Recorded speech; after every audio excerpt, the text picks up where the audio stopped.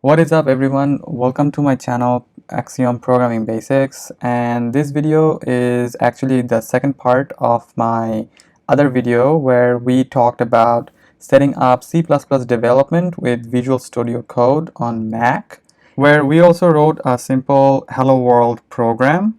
So this video is the continuation of that video where I will go over line by line what's happening in this simple code. And here we will see a C++ program consists of two parts, which is the preprocessor directives and the main function. So let's look at this short program we wrote and let's analyze its different sections. In the first line, the first character we see is the hash. Any line that has a hash sign at the start is a preprocessor directive. And after that hash sign, we have the word include.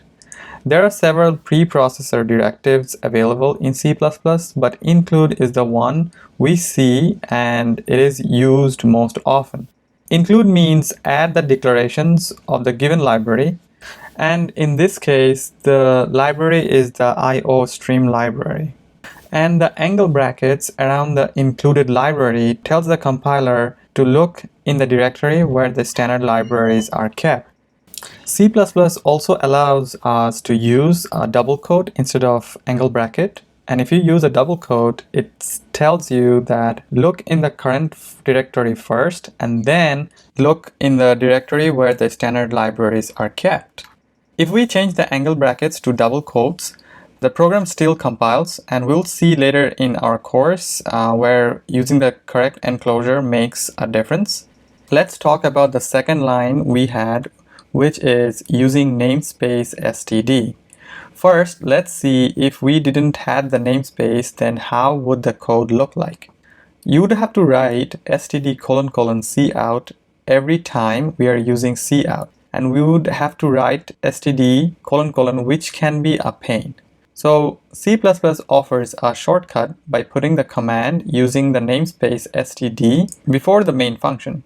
This tells the compiler that we are using the standard library, so we don't have to write std : every time, because the namespace is a declarative region where it provides scope to the identifiers, which means namespaces are named program regions used to limit the scope of variables inside the program.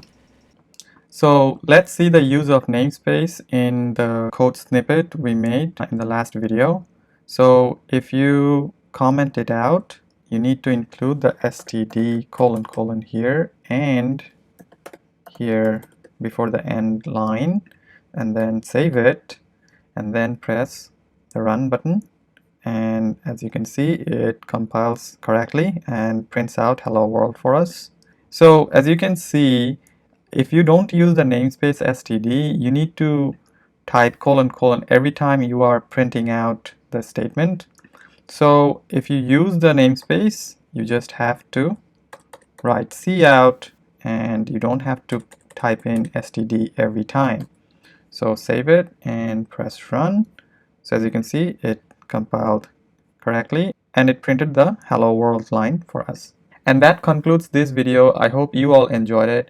Comment below some of your thoughts and some other videos that you want to see, since I'm making videos that will help you guys.